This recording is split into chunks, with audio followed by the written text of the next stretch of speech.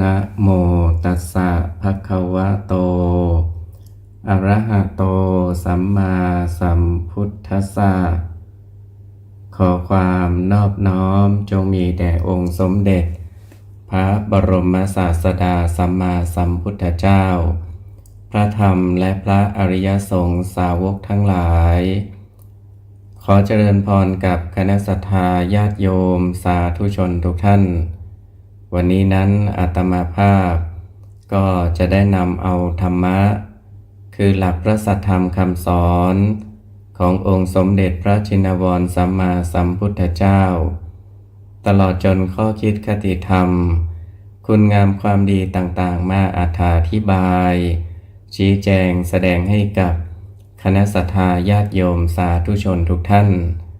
เพื่อเป็นการฉลองศรัทธาคือความเชื่อปัสสาทะคือความเลื่อมใสในคุณพระรัตนตรัยของญาติโยมอุบาสกอุบาสิกาทุกท่านวันนี้นั้นอาตมาภาพก็จะได้นำเอาเรื่องของพระสารีบุตรเถระซึ่งเป็นเรื่องที่หนึ่งนั้นมาอธิบายซึ่งมีมาในคัมภีร์อรรถกถาธรรมบทขุททกานิกายอรหันตวรรคแห่งสุตตันตปิฎกมาชี้แจงแสดงให้กับคณะศรัทธาญาติโยมสาธุชนทุกท่านดำเนินความว่าสัทธาเชตวเนวิหารันโตสมัยหนึ่งสมเด็จพระบรมศาสดาเสด็จประทับพระอิริยาบถอยู่ณวัดเชตวันมหาวิหารกรุงสาวัตถี ครั้งนั้นพระองค์ทรงแสดงพระธรรมเทศนาโปรดภิกษุทั้งหลายโดยทรงปรารภพระสารีบุตรเถระให้เป็นอุบัติเหตุซึ่งมีเรื่องเล่าดังต่อไปนี้เอกัสสมิงหิสมะเยอายสมาสารีบุตโตก็ในสมัยการหนึ่งนั้นท่านพระสารีบุตรเถระผู้มีอายุครั้นปวารณาออกพรรษาแล้วมีความปรารถนาที่จะหลีกไปสู่ที่จาริกตามสมณวิสัยจึงกราบทูลลาสมเด็จพระผู้มีพระภาคเจ้าถวายบังคมแล้วก็เตรียมออกเดินทางพร้อมกับทั้งบริวารของตนแม้ภิกษุทั้งหลายอื่นๆจำนวนมากก็ไปร่วมส่งพระเถระพระสารีบุตรเถระทักทายปราศัยระบุชื่อและนามสกุลกับภิกษุทั้งหลายที่ปรากฏชื่อและนามสกุลโดยทั่วถึงกันแล้วก็นิมนต์ให้กลับได้มีภิกษุรูปหนึ่งซึ่งไม่ปรากฏชื่อและนามสกุลคิดอยู่ในใจว่าหนอขอให้พระเถระพึงยกย่องเรากล่าวระบุชื่อและนามสกุลเราแล้วจึงบอกให้กลับแต่โดยที่ภิกษุรูปนั้นรวมอยู่ในระหว่างหมู่พระภิกษุสงฆ์ซึ่งไปตามส่งเป็นอันมากพระสารีบุตรเถระก็มิได้สังเกตเห็นภิกษุรูปนั้นจึงมิได้ทักทายปราศัยเหมือนภิกษุอื่นๆภิกษุรูปนั้นจึงได้ผูกความอาฆาตในพระเถระว่าไม่ยกย่องเราเหมือนกับภิกษุอื่นๆและบังเอิญชายผ้าสังฆาติของพระเถระได้ไปถูกตัวของภิกษุนั้นเข้าอีกด้วยเหตุนั้นทำให้ภิกษุนั้นผูกความอาฆาตในพระเถระหนักขึ้นอีกเธอรู้ว่าขณะนี้พระสารีบุตรเพิ่งจักเลยอุปาจารวัตรไปจึงรีบเข้าไปเฝ้าสมเด็จพระบรมศาสดาแล้วกราบทูลแกล้งกล่าวโทษพระสารีบุตรเถระว่าพระพุทธเจ้าข้าพระสารีบุตรผู้มีอายุสำคัญตนว่าเป็นอัครสาวกของสมเด็จพระพุทธองค์ได้ตบฆ่าพระพุทธองค์แล้วเฉยไม่ขอขมาโทษหลีกไปสู่ที่จาริกแล้ว สัทธาเถรังปโกสาเปสิฝ่ายสมเด็จพระบรมศาสดาครั้นทรงทราบดังนั้นแล้วจึงมีพระพุทธดำรัสตรัสสั่งให้ตามพระสารีบุตรเถระคืนมาเฝ้าก็ขณะนั้นพระมหาโมคคัลลานะเถระและพระอานันทเถระทราบเหตุนั้นแล้วจึงปรึกษากันว่ามิใช่ว่าสมเด็จพระบรมศาสดาจะไม่ทรงทราบว่าพี่ชายใหญ่ของเรามิได้ตบตีภิกษุนี้แต่คงจะทรงมีพระพุทธประสงค์ที่จะให้พี่ชายใหญ่ของเราบรรลือสิงหนาถเราจะเรียกประชุมคณะบริษัททั้งหลายดังนี้แล้วพระเถระสององค์นั้นก็เอาลูกดาลไปเปิดประตูบริเวณทั้งหลายแล้วนิมนต์ให้ภิกษุสงฆ์จำนวนมากทั้งหลายไปประชุมว่าผู้มีอายุทั้งหลายจงพากันรีบออกไปผู้มีอายุทั้งหลายจงพากันรีบออกไปพระสารีบุตรผู้มีอายุจักบรรลือสิงหนาถต่อพระพักตร์ของสมเด็จพระผู้มีพระภาคเจ้าเดี๋ยวนี้ฝ่ายพระสารีบุตรเถระกลับมากราบถวายบังคมสมเด็จพระบรมศาสดาก็นั่งรอรับพระพุทธบัญชาอยู่ขณะนั้นสมเด็จพระบรมศาสดาตรัสถามเรื่องที่ภิกษุนั้นกล่าวโทษต่อพระสารีบุตรเถระเทโรอัตโนคุณกตังกเถนโตพระสารีบุตรเถระมิได้กราบทูลปฏิเสธว่าตนไม่ได้ตบตีภิกษุนี้แต่เมื่อจะทราบเมื่อจะกราบทูลถึงคุณธรรมของตนได้กราบทูลความนี้ว่าพระพุทธเจ้าข้ากายคตาสติมิได้ปรากฏในกายของภิกษุใดภิกษุนั้นกระทบกับเพื่อนพรหมจารีคนใดคนหนึ่งในพระธรรมวินัยนี้จะพึงไม่ขอขมาโทษแล้วหลีกไปสู่ที่จาริกอย่างแน่นอนครั้งนั้นได้ประกาศถึงภาวะที่ตนมีจิตเสมอด้วยแผ่นดินเสมอด้วยน้ำเสมอด้วยไฟเสมอด้วยลมเสมอด้วยผ้าขี้ริ้วเสมอด้วยเด็กจันทานเสมอด้วยโคอุสภราชเขาหักและประกาศถึงความรังเกียจในกายของตนเหมือนซากงูเป็นต้นประกาศถึงการบริหารกายของตนเหมือนบริหารภาชนะมันข้นโดยนัยยะพระบาลีอันมีมาในคัมภีร์นวกนิบาตอังคุตรนิกายแห่งสุตตันตปิฎกเป็นต้นว่าพระพุทธเจ้าข้าเหมือนอย่างแผ่นดินที่คนทิ้งของสะอาดบ้างของไม่สะอาดบ้างลงใส่เป็นต้นก็แลเมื่อพระสารีบุตรเถระกล่าวพรรณนาคุณของตนด้วยอุปมา9ประการเหล่านี้มหาปัตภีแผ่นดินใหญ่ได้ไหวกระเทือนถึง9 ครั้งอันหนึ่งในเวลาที่พระเถระนำมาซึ่งอุปมาด้วยผ้าขี้ริ้วอุปมาด้วยเด็กจันทานอุปมาด้วยภาชนะมันข้นนั้นบรรดาภิกษุปุถุชนทั้งหลายก็ไม่อาจที่จะอดกลั้นน้ำตาไว้ได้ส่วนพระขีณาสพทั้งหลายก็เกิดความสังเวชสลดใจขณะพระเถระกำลังพรรณนาถึงคุณความดีของตนอยู่นั่นแลภิกษุที่แกล้งกล่าวตู่ใส่ความพระเถระนั้นก็เกิดความเร่าร้อนกระวนกระวายขึ้นทวีในสัพพังกายเธอได้หมอบศีรษะลงณที่พระบาททั้งสองของพระผู้มีพระภาคเจ้าแล้วประกาศโทษคือกล่าวแกล้งกล่าวตู่ของตนแสดงความล่วงเกินให้ทรงทราบในขณะนั้นนั่นแลสัทธาเทรังอามันเตตวา สมเด็จพระบรมศาสดาตรัสเรียกพระสารีบุตรเถระมาณที่ใกล้แล้วทรงรับสั่งให้งดโทษว่า พระสารีบุตรเธอจงงดโทษให้แก่โมฆะบุรุษนี้เสียโดยวิธีนี้ศีรษะของเขาจักไม่แตกกระเด็นออกเป็น7 เสี่ยงพระสารีบุตรเถระ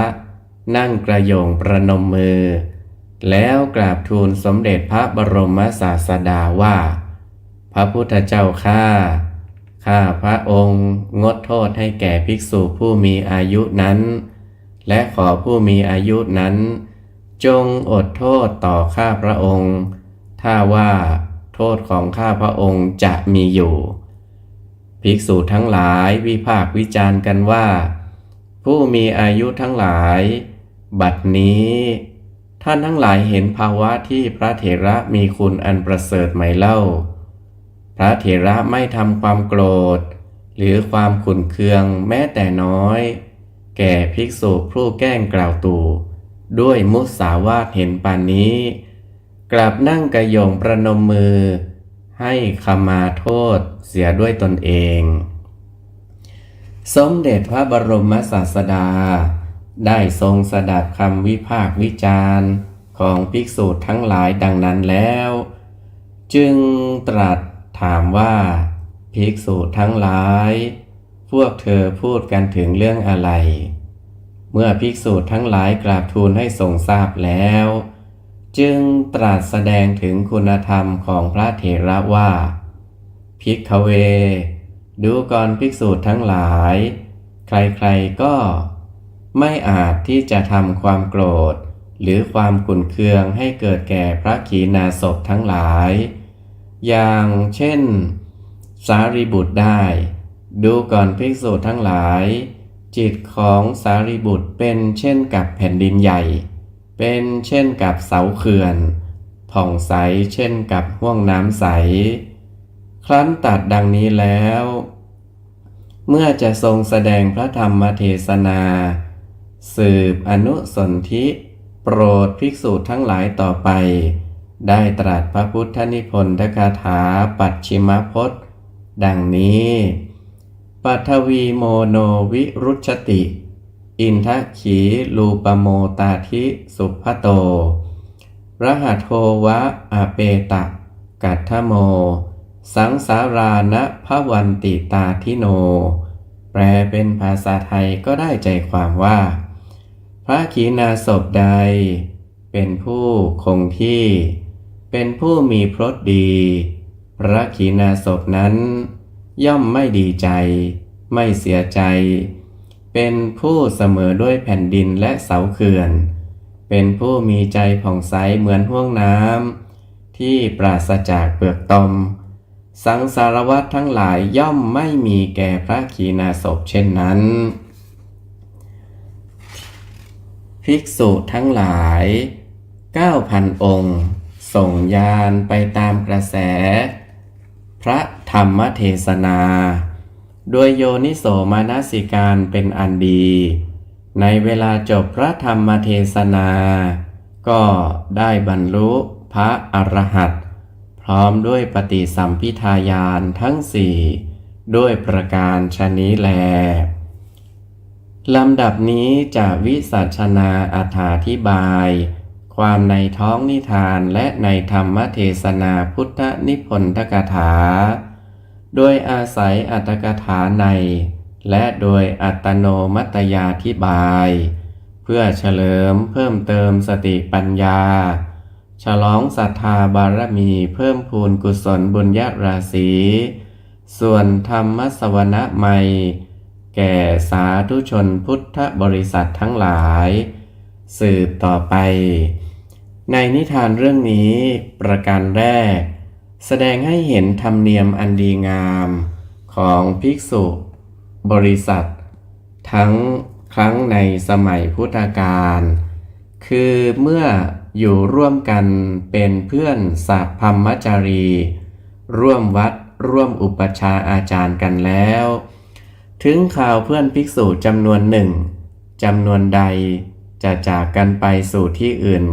ก็มีการตามส่งเพื่ออำนวยชัยให้พรแก่กันและกันตามสมควรแก่วิสัยของผู้จะจากไปนั้นๆเช่นพระสารีบุตรเถระสมัยเมื่อจำพรรษาอยู่วัดพระเชตวันมหาวิหารกรุงสาวัตถีร่วมกับสมเด็จพระบรมศาสดาครั้งนั้นครั้นปวารณาออกพรรษาแล้วพระเถระพร้อมด้วยภิกษุบริวารกราบทูลลาสมเด็จพระบรมศาสดาจะไปสู่ที่จาริกเพื่อปลีกตนออกจากความคลุกคลีด้วยหมู่คณะไปแสวงหาวิเวกความสงัดกายและความสงัดใจหรือเพื่อเผยแผ่ศาสนธรรมแก่มหาชนทั้งหลายตามบ้านเล็กบ้านน้อยซึ่งเป็นการสงเคราะห์มหาชนด้วยเมตตากรุณาครั้งนั้นปรากฏว่ามีภิกษุทั้งหลายเป็นอันมากไปส่งพระเถระก่อนจะออกเดินทางฝ่ายพระสารีบุตรเถระก็แสดงอัธยาศัยต้อนรับขอบคุณโดยพยายามกล่าวโอภาปราศัยมีการระบุถึงชื่อและนามสกุลโดยทั่วกันอันนับว่าเป็นปฏิปทาอันดีงามสำหรับผู้ใหญ่หรือผู้ที่จะจากไปควรถือไว้เป็นหลักปฏิบัติการกล่าวโอภาปราศัยทักทายด้วยอัธยาศัยไมตรีให้ทั่วถึงกันนั้นเป็นสิ่งที่ให้เกิดกำลังใจหรือความพอใจแก่อีกฝ่ายหนึ่งเป็นเครื่องให้ระลึกถึงกันและเคารพนับถือกันตลอดเวกาลนานโดยไม่โอภาปราศัยหรือทักทายปราศัยไม่ไพเราะก็ดีทักทายไม่ทั่วถึงก็ดีย่อมเป็นเหตุให้เสียกำลังใจหรือเสื่อมมิตรไมตรีอย่างตรงกันข้ามเว้นแต่เป็นที่สุดวิสัยเช่นคนมากมายเหลือหลายยากที่จะทักทายให้ทั่วถึงกันได้เป็นต้นประการที่สองนิทานเรื่องนี้แสดงให้เห็นปฏิปทาของภิกษุสมัยครั้งพุทธกาลซึ่งไม่ผิดแผกแตกต่างจากภิกษุสมัยปัจจุบันนี้ซึ่งได้แก่ภิกษุรูปหนึ่งที่ไปส่งพระสารีบุตรเถระทั้งนั้นเพียงแต่พระเถระทักทายไม่ถึงตนเพราะเหตุที่มีพระภิกษุสงฆ์จำนวนมากด้วยกันก็เกิดความอาฆาตมาตร้ายขึ้นในใจและบังเอิญชายผ้าสังฆาติของพระเถระไปถูกตัวเข้าเพียงเล็กน้อยเท่านั้นก็เกิดความอาฆาตขึ้นอย่างทวีตรีคูณถึงกับไปร้องกล่าวโทษท่านสารีบุตรต่อสมเด็จพระบรมศาสดาด้วยมุสาวาทความจริง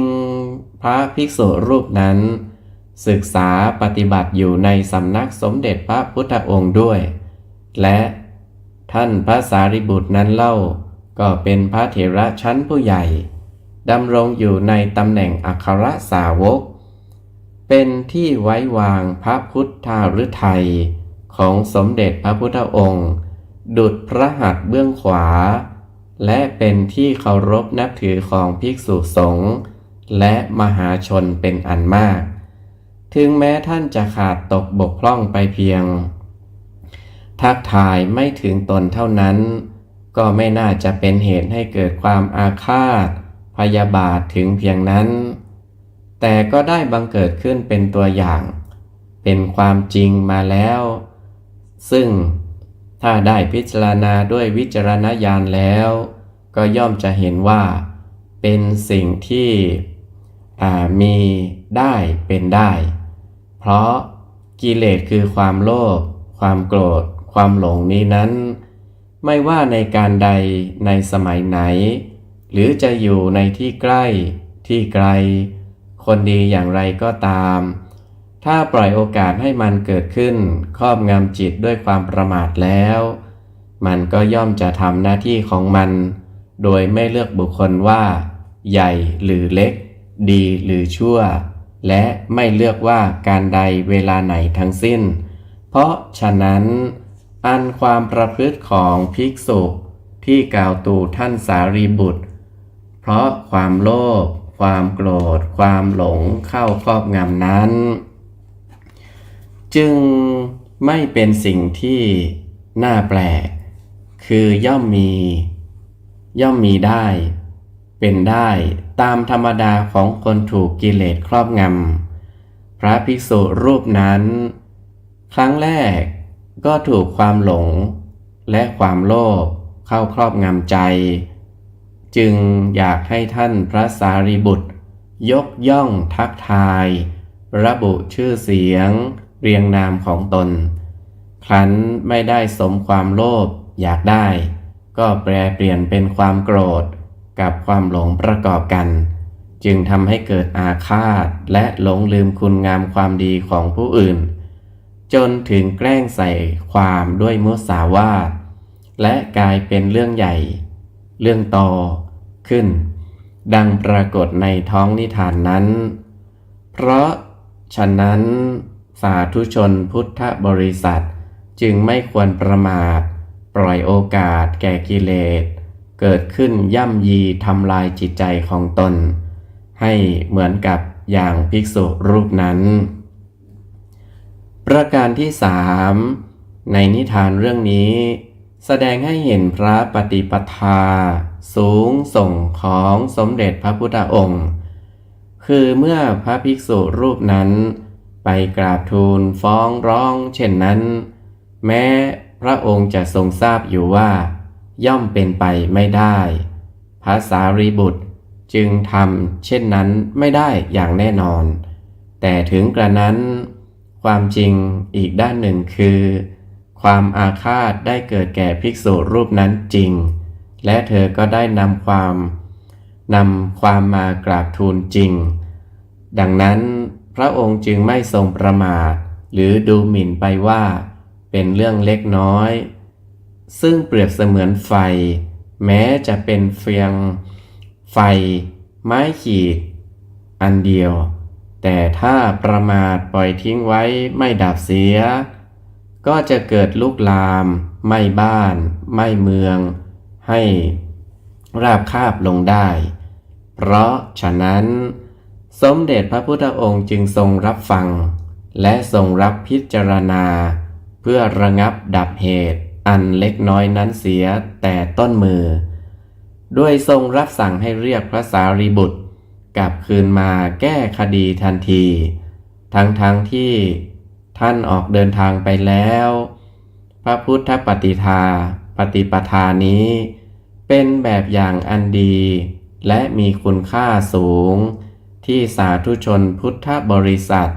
ทั้งบรรพชิตและคฤหัสถ์ควรศึกษาและนำไปเป็นหลักปฏิบัติสืบไปประการที่4ในนิทานเรื่องนี้แสดงให้เห็นปฏิปทาอันเลิศในฐานะของจำเลยผู้มีหน้าที่ต้องแก้คดีข้อกล่าวหาคือท่านพระสารีบุตรนั้นเมื่อสมเด็จพระพุทธองค์ทรงซักถามถึงการกระทำตามคำกล่าวเท็จของภิกษุนั้นท่านมิได้กราบทูลปฏิเสธอย่างตรงไปตรงมาว่าไม่ได้ทุบตีภิกษุนั้นแต่อย่างใดเพราะถ้าท่านกราบทูลตามความจริงเช่นนั้นก็จะทำให้ภิกษุนั้นเก้อเขินหรือน้อยเนื้อต่ำใจหรือเกิดความอาฆาตมาดร้ายมากขึ้นอีกอันเป็นเรื่องทำลายความผิดทำลายคนผิดหรือคนเลวโดยทางหนึ่งท่านพระสารีบุตรได้กราบทูลเลี่ยงไปหาความจริงอีกมุมหนึ่งว่ากายคตาสติคือสติกำหนดพิจารณาดูกายของตนไม่ปรากฏชัดในกายของภิกษุใดภิกษุนั้นกระทบกับเพื่อนพรหมจารีคนหนึ่งคนใดแล้ว ก็จะพึงไม่ขอขมาหลีกไปสู่ที่จาริกโดยแน่นอน ก็พระสารีบุตรนั้นท่านเป็นพระอรหันต์ขีณาสพแล้วธรรมดาพระอรหันต์นั้นย่อมมีสติไพบูลย์ไม่มีทางบกพร่องเป็นส่วนธรรมนิยาม เพราะฉะนั้นคำกราบทูลของท่านก็คือคำปฏิเสธนั่นเองแต่สำหรับคนที่เบาปัญญาอาจจะฟังไม่รู้เรื่องถึงแม้จะฟังรู้เรื่องบ้างก็เป็นคำตอบที่ไม่ระคายเคืองแก่ผู้กล่าวหานี้คือปฏิปทาของบัณฑิตซึ่งมีปกติทำพูดคิดไม่ให้เบียดเบียนตนและเบียดเบียนผู้บุคคลอื่นซึ่งควรที่พุทธบริษัทจะพึงศึกษาไว้เป็นหลักปฏิบัติสืบไปเช่นเดียวกันนอกจากนี้เพื่อแสดงให้มวลภิกษุทั้งหลายเป็นอันมากได้ทราบซึ้งถึงคุณธรรมยิ่งขึ้นไปเพราะขณะนั้นพระโมคคัลลานะเถระกับพระอานันทเถระได้นิมนต์พระภิกษุมาประชุมอยู่เป็นอันมากท่านพระสารีบุตรจึงแสดงปฏิปทาอันมีประจำจิตของท่านโดยเป็นข้ออุปมาถึง9ประการคือประการที่หนึ่งนั้นท่านมีจิตเสมอกับด้วยแผ่นดินซึ่งใครๆจะเทของสะอาดหรือของสกปรกรถก็ไม่ยินดียินร้ายประการที่สองมีจิตเสมอด้วยเสาเรือนซึ่งใครๆจะถ่ายอุจจาระปัสสาวะลดลงก็เหมือนกันประการที่สามมีจิตเสมอด้วยไฟซึ่งไหม้ทั้งของสะอาดและของสกปรกเหมือนกันประการที่สี่มีจิตเสมอด้วยน้ำซึ่งจะนำไปชำระล้างสิ่งที่สะอาดและสิ่งที่สกปรกก็ไม่ดีใจและเสียใจเช่นกันประการที่ห้ามีจิตเสมอด้วยผ้าขี้ริ้วซึ่งจะนำไปถูไปเช็ดทั้งสิ่งสะอาดและสิ่งสกปรกก็เหมือนกันมีจิตเสมอด้วยเด็กจันทานซึ่งไม่มีเกียรติอะไรที่จะนำมาถือให้เป็นทิฏฐิมานะแล้วประการที่เจ็ดมีจิตเสมอด้วยโคอุสุภะราชเขาหักซึ่งหมดความอวดดื้อถือดีถือว่าเป็นผู้เลิศประเสริฐกว่าใครๆประการที่แปดท่านมีความรังเกียจเบื่อหน่ายในร่างกายของตนเห็นเป็นเหมือนซากงูประการสุดท้ายประการที่เก้าท่านเห็นการบริหารรักษาร่างกายของตนเป็นเหมือนรักษาภาชนะมันข้นซึ่งจำต้องเป็นภาชนะต้องคอยเช็ดคอยล้างอยู่เป็นนิดเป็นสิ่งที่น่าเบื่อหน่ายระอาใจทั้งนี้ก็เพื่อแสดงให้เห็นว่าท่านไม่ถือโทษไม่ถือโกรธเกลียดและขุ่นเคืองในภิกษุที่กล่าวโทษซึ่งเป็นเพียงสิ่งเล็กน้อยเท่านั้นนอกจากนี้ปฏิปทาอันน่าบูชาและควรศึกษาปฏิบัติตามนั้นคือเมื่อภิกษุรูปที่แกล้งกล่าวโทษนั้นรู้สึกสำนึกถึงความผิดรับสารภาพแล้วและสมเด็จพระพุทธองค์ทรงมีพระบัญชาให้งดโทษแก่เธอท่านพระสารีบุตรไม่ถือโทษไม่มีความโกรธขุ่นเคืองอะไรแม้แต่น้อยรีบนั่งกระโยงประนมมืองดโทษให้ทันทีและในขณะเดียวกันนั้นท่านยังขอให้ภิกษุนั้นงดโทษให้ท่านถ้าโทษของท่านจะพึงมีดังนี้ตามธรรมดาผู้ใหญ่ ซึ่งมีอำนาจวาสนามากนั้นจะลงโทษผู้น้อยซึ่งเป็นผู้ผิดอย่างไรหรือจะถือตนให้เหนือผู้น้อยซึ่งมีความผิดนั้นอย่างไรก็ได้แต่ท่านพระสารีบุตรไม่ปฏิบัติดังนั้นตรงกันข้ามท่านเป็นผู้แสดงความอ่อนน้อมถ่อมตนยิ่งกว่าผู้ผิดเสียอีกการกระทำของท่านที่อ่อนน้อมถ่อมตนลงอย่างต่ำดังนั้นแทนที่จะเป็นการเสื่อมศักดิ์ศรีดังที่คนส่วนหนึ่งถือกันอย่างเคร่งครัดแต่ตรงกันข้ามแทนที่จะเสียศักดิ์ศรีภิกษุทั้งหลายกลับนำคุณธรรมของท่านไปกล่าวสรรเสริญกันว่าท่านทั้งหลายเห็นคุณประเสริฐของพระเถระไหมเล่าท่านไม่โกรธไม่ขุ่นเคืองแก่ภิกษุผู้แกล้งกล่าวตู่ด้วยมุสาวาทเห็นปานนี้ตนเองกลับนั่งกระโยงประนมมือให้ขมาโทษเสียเองด้วยประการฉะนี้สมเด็จพระบรมศาสดาได้ตรัสแสดงเหตุแก่ภิกษุทั้งหลายว่าถึงใครๆก็ไม่อาจที่จะทำความโกรธหรือความขุ่นเคืองให้เกิดแก่พระขีณาสพเช่นพระสารีบุตรได้จิตของสารีบุตรเป็นเช่นมหาปัทภีแผ่นดินใหญ่เป็นเช่นเสาเขื่อนผ่องใสเช่นห้วงน้ำใสครั้นแล้วได้ตรัสพระพุทธนิพนธคาถาสุภาษิตซึ่งมีข้อความสั้นๆดังนี้พระขีณาสพใดเป็นผู้คงที่เป็นผู้มีพรตดีพระขีณาสพนั้นย่อมไม่ดีใจไม่เสียใจเป็นผู้เสมอด้วยแผ่นดินและเสาเขื่อนเป็นผู้มีจิตใจผ่องใสเหมือนห้วงน้ำที่ปราศจากเปลือกตมสังสารวัฏทั้งหลาย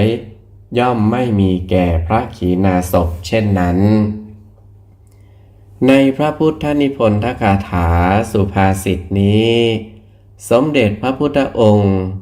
ทรงแสดงคุณสมบัติของพระอรหันต์ขีณาสพไว้5ประการคือพระขีณาสพเป็นผู้คงที่ไม่หวั่นไหวเอ็นเอียงไปตามโลกธรรมทั้ง8ประการหนึ่งพระขีณาสพเป็นผู้มีพรตพรหมจรรย์อันดีงามประการหนึ่ง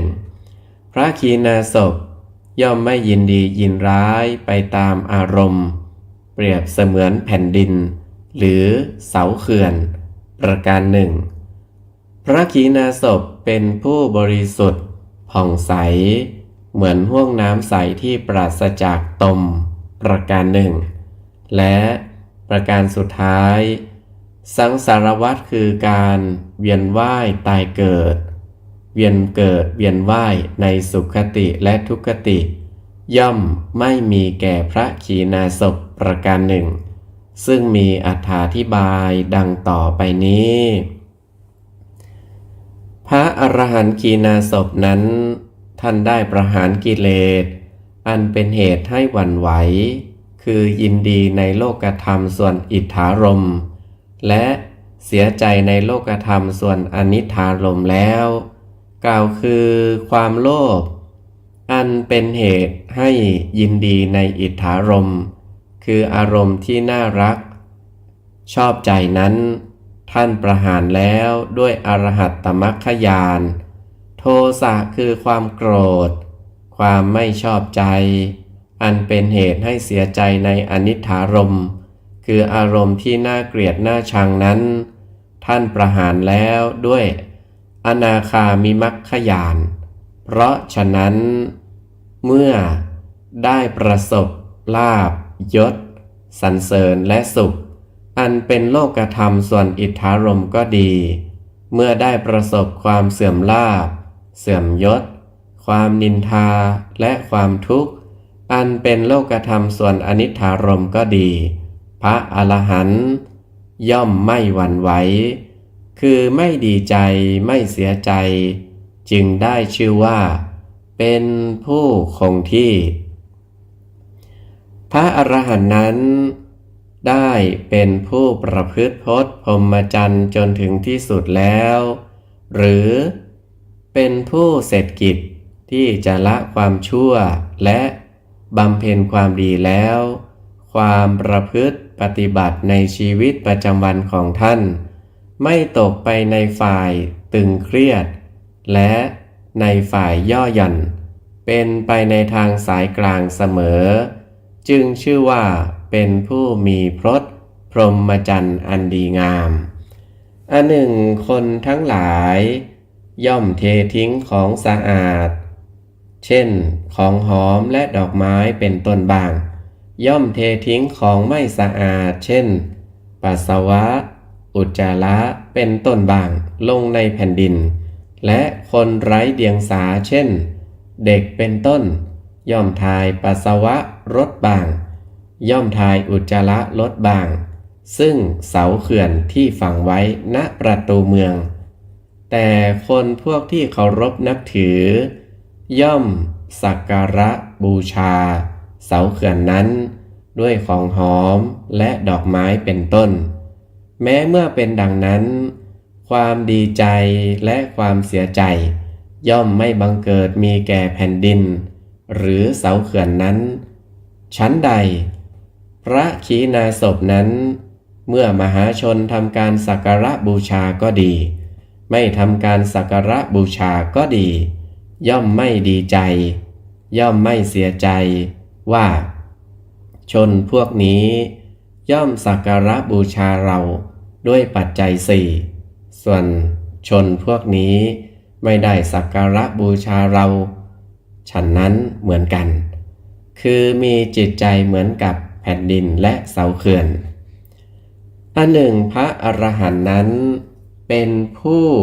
ไม่มีเปลือกตมคือราคะโทสะโมหะแล้วเพราะได้ประหารเสียอย่างขาดศูนย์ด้วยญาณนั้นๆมาแล้วท่านจึงเป็นผู้มีจิตบริสุทธิ์ผ่องใสอยู่ตลอดกาลเป็นนิจถึงจะมีอารมณ์มายั่วเย้าเล้าหลอกรบกวนอย่างไรก็ไม่รู้จักขุ่นมัวและเป็นผู้มีชีวิตสดชื่นและสดใสอยู่ตลอดกาลซึ่งมีลักษณะเหมือนห้วงน้ำที่ไม่มีตมถึงจะมีลมโบกพัดซัดไปมาหรือมีการกระทบกระเทือนกับสิ่งต่างๆใดๆห้วงน้ำนั้นก็ไม่ขุ่นย่อมเป็นสภาพที่ใสอยู่ตลอดกาลฉะนั้นอันหนึ่งสังสารวัฏคือการเวียนว่ายตายเกิดอยู่ในภพสามกำเนิดสี่คติห้าวิญญาณทิฏฐิเจ็ดสัตวาสเก้าย่อมไม่มีสำหรับพระอรหันต์ขีณาสพทั้งหลายเพราะท่านตัดพืชคือวัฏฏะทั้งสามขาดศูนย์แล้วด้วยอรหัตตมรรคญาณคือกิเลสวัฏอันเป็นพืชให้เกิดอีกขาดศูนย์ไปแล้วแม้จะทำกรรมก็ไม่เป็นบุญเป็นบาปเป็นแต่กิริยาไปหมดชื่อว่ากรรมวัฏได้ขาดศูนย์ไปเมื่อไม่มีกรรมแล้วผลวิบากของกรรมก็ย่อมไม่มีเป็นธรรมดาจึงชื่อว่าวิปากวัฏก็พลอยขาดศูนย์ไปด้วยฉะนี้แลด้วยเหตุดังพรรณนามานี้สมเด็จพระบรมศาสดาจึงได้ตรัสพระพุทธนิพนธคาถาสุภาษิตโปรดภิกษุทั้งหลายโดยอาศัยปฏิปทาของท่านพระสารีบุตรเถระเป็นเหตุว่าพระขีณาสพใดเป็นผู้คงที่เป็นผู้มีพรตดีพระขีณาสพนั้นย่อมไม่ดีใจและย่อมไม่เสียใจเป็นผู้เสมอด้วยแผ่นดินและเสาเขื่อนเป็นผู้มีจิต ผ่องใสเหมือนกับห้วงน้ำอันปราศจากเปลือกตมสังสารวัฏทั้งหลายย่อมไม่มีแก่พระขีณาสพเช่นนั้นวันนี้อาตมาภาพได้นำเรื่องของพระสารีบุตรเถระเรื่องที่หนึ่งมาอธิบายชี้แจงแสดงให้กับคณะศรัทธาญาติโยมสาธุชนทุกท่านก็สมควรแก่เวลาก็ขออำนวยอวยพรให้กับคณะศรัทธาญาติโยมสาธุชนทุกท่านจงมีแต่ความสุขกายสุขใจเจริญด้วยจตุรพิธพรชัยสี่ประการกล่าวคือมีอายุวันนะสุขะภาละปฏิภาณธนสารสมบัติมีความสุขกายสุขใจเจริญในธรรมะขององค์สมเด็จพระสัมมาสัมพุทธเจ้าทุกท่านทุกคนเทอญ